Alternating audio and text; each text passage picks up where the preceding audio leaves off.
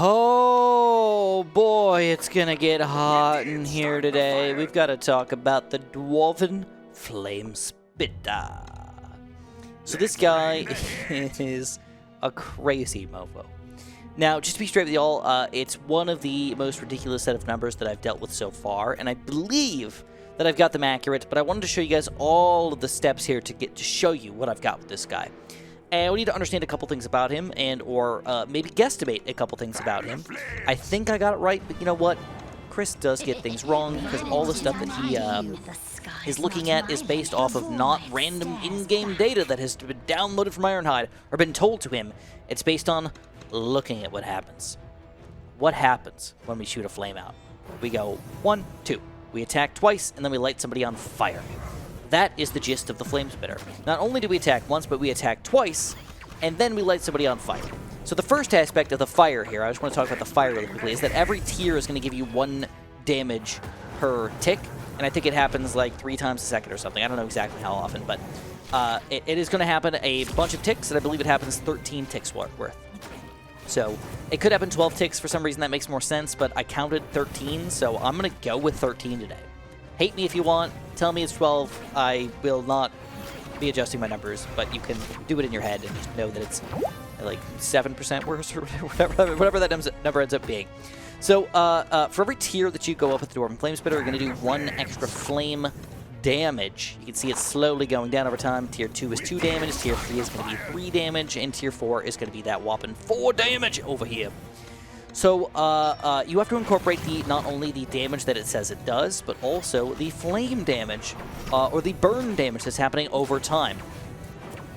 So one other unique thing about this tower is normally the way that I do my damage output here is I add these 2 numbers together, and then I divide by 2.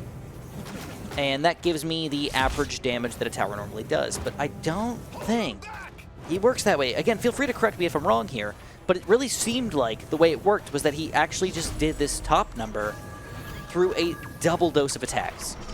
So if you look at this guy's going to go 2 pings, 1, 2, and then we set him on fire and do stuff. And I believe, again, it's going to do 60 damage pretty much every single time. So it does 2 pings of 60 damage, then lights them on fire and lets them eventually die. So I'm going to be using that math today for the entirety of the video, and again, it could be a smidge off. Anyways, let's start talking about the cost and actually get going with the Flamespitter here. He's a very, very good tower in this game. Just awesome tower overall.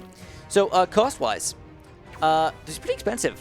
I mean, if you just look at him overall, $960, almost $1,000 here. Usually, if you're using the Flamespitter, you got to go pretty big on him, so, or do you?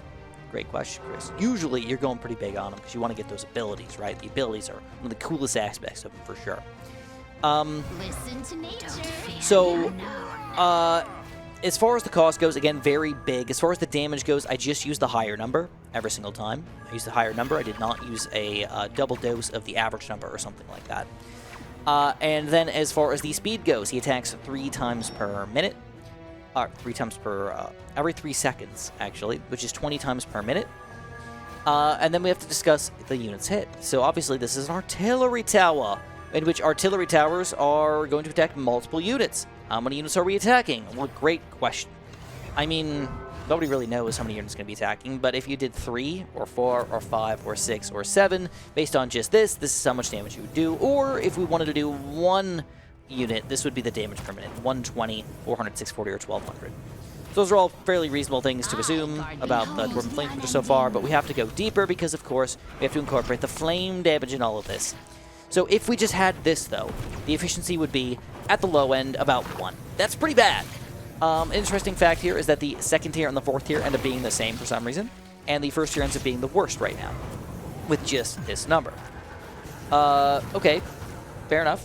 Reasonably weird, but sure. But again, this does not tell the entire story. This is not how good the Flamespitter is. I have to repeat that. This is not how good the Flamespitter is. There's something else we have to talk about here, which is that flame damage. And or what happens if you attack multiple units. So I guess I forgot about that. If we have 7, 6.46, 8.7, 7.5. If we're really hitting 7 units per attack, our efficiency without any flame damage at all is actually pretty freaking amazing. Anything over 4 is considered pretty solid, pretty good. If we're getting over 5 or over 6 or over 7, we're sometimes almost if not more than 2 times efficient, better than another tower. That's insanity. But of course, that's assuming we're hitting 7 guys per Flamespitter here. That's a lot of units to line up in one big flame shot. So, I don't know, 5 might be more of a medium efficiency, assuming that we hit 5 guys per attack at its best. Usually, probably, seems fair to me. All right, maybe a little closer to 3 or 4, but to each their own. So, that doesn't tell us everything, though. We need to talk about that bonus fire damage. So I told you guys what it was. It's 1, 2, 3, and 4, depending on which tier you're going for. So that's what 1, 2, 3, and 4 stand for. We're going to do, again, I counted 13 ticks, which may be inaccurate. It could be more or less than that, but I think 12 makes more sense than 13, but I don't know, bro. I counted 13, I swear it. So that's going to lead us to doing this much extra damage, but it's this much extra damage per shot. So this is where things get a little funky, because really we're shooting 20 times per minute. Okay, so if I said that we were getting 20 times the flame damage, I feel like that'd be a little bit unfair, because the flame shooter is going to shoot the same guy multiple times most of the time. So you're not really resetting them on fire every single time. So I said that, you know what, let's say that we get half the total possible flame damage out of them. Okay, I think that's really, really fair. It's really not maxing them. It's really not maxing them at all. It's a fair amount of flame damage that we could do to a unit, for sure. So just keep that in mind. It's a fair thing instead of a max thing, and I just got to show you why. So that would be the total damage that we could possibly do with just our fire, just our flame burning damage.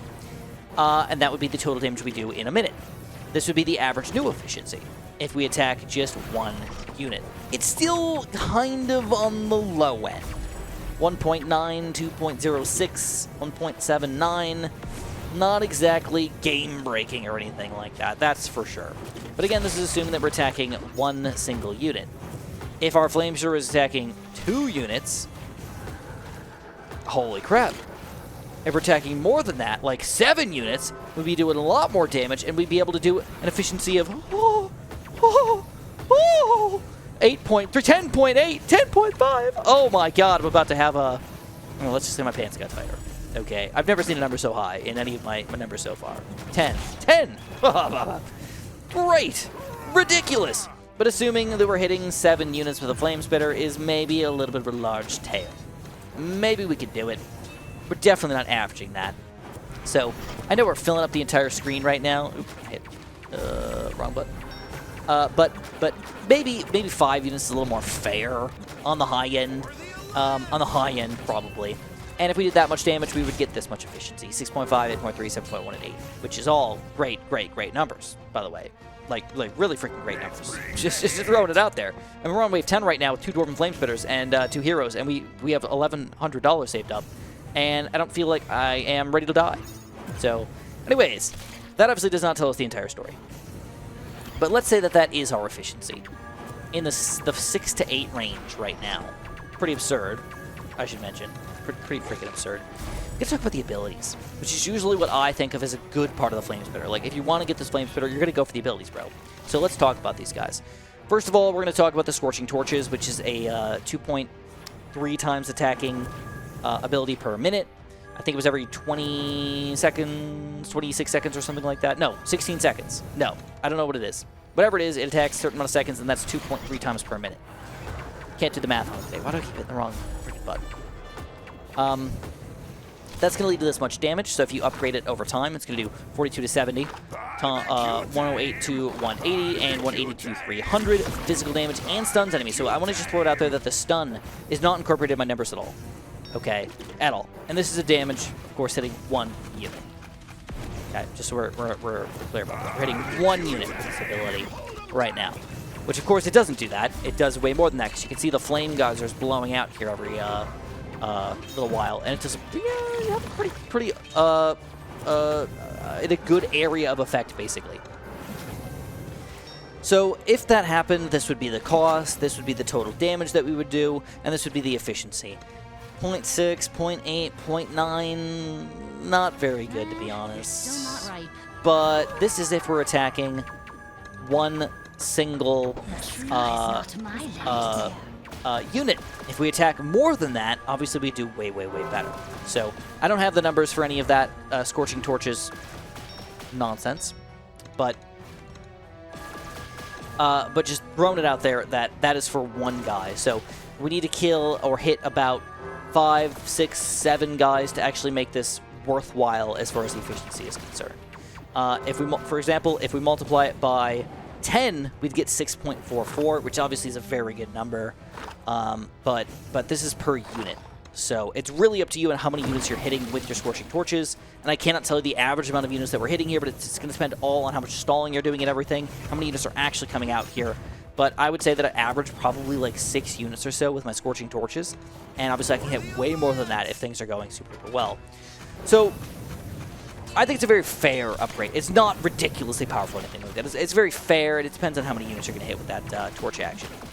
But we've got a little bit more to go over. Lastly, we've got the Blazing Trail, which is a giant flaming meteor bomb that does 80 physical damage, but then also burns enemies for 16 true damage per second for 5 seconds. Interestingly enough, we do more damage with each attack, but we do not do any more true damage or damage over time by leveling it up.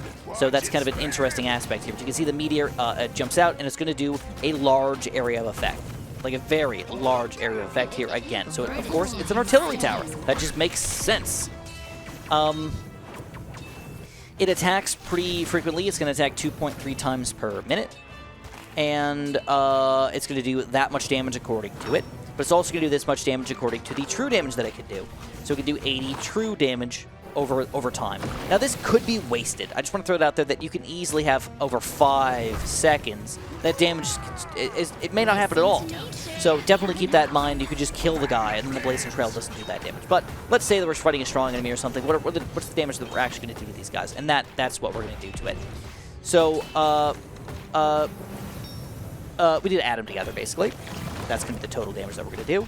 And that is going to lead us to the cost. So the cost is going to be 150, 300, 450. Nothing ridiculous, nothing insane. Very fair amount of money spent on this guy. And that is going to lead us to our efficiency. Nice and easy here. This is the efficiency, and it looks terrible. 2.4, 1.8, 1.8. You're like, whoa, dang, Chris. It's actually pretty awful. Like, does that mean we should never be using the Blazing Trail? But again, this is assuming that we're only attacking 1 unit with this meteor. But we know that that is not the case. We're going to be attacking 2, 3, 4, 5, 6 units with the Blazing Trail, and I'll let you guys do the math on that. All right. If you are getting the full 5 enemies killed with this meteor right here, oh my god. I mean, you're doing over 10 efficiency, which, again, is just a ridiculous number. So what does this mean? Well, it means the Dwarven Flamespitter is rock solid. Okay, absolutely across the board, and you know what? The numbers have just proved to me even further that I like this tower, and I like him for a reason. In fact, it's proved to me that I think that I may have underestimated the Dwarven Flamespitter a little bit, and maybe overestimated some of the other artillery just a little bit. Maybe. Maybe, just maybe. So, if this opened your eyes a little bit, and you feel like it helped you out a little bit, make sure you press the like button for me. I'd really, really appreciate that. If you find any mistakes in my numbers, feel free to let me know what I got wrong, and we can, help people out by making the game better for us. But it's good overall. I mean, these are, again, Scorching Torches seem to be the worst thing overall. I mean, they're about 2 times worse than the Blazing Trail for some reason. I don't really know why, so if I was going to go for something, I'd go for the Blazing Trail in particular before I go for the Scorching Torches. But both of them are still fine, depending on how many guys you're going to end up killing here. In fact, it's kind of weird how the Scorching Torches ends up being so much less efficient. It must be the stun aspect or something like that, not accounting for it. And stun is a thing that you got to keep in mind here. But these are all the numbers. If we attack 5 units, we're in the 6 range. If we use the Scorching Torches, we got to get about 5 units hit with each one of those abilities to make it worthwhile. If we're playing with the Blazing Trail, we got to hit at least 2 units to make it worthwhile, and that's easily going to happen. So Blazing Trail, one of the best abilities in the game. If you guys enjoyed, make sure you press that like button. Make sure you subscribe, and of course, have a super duper delicious day.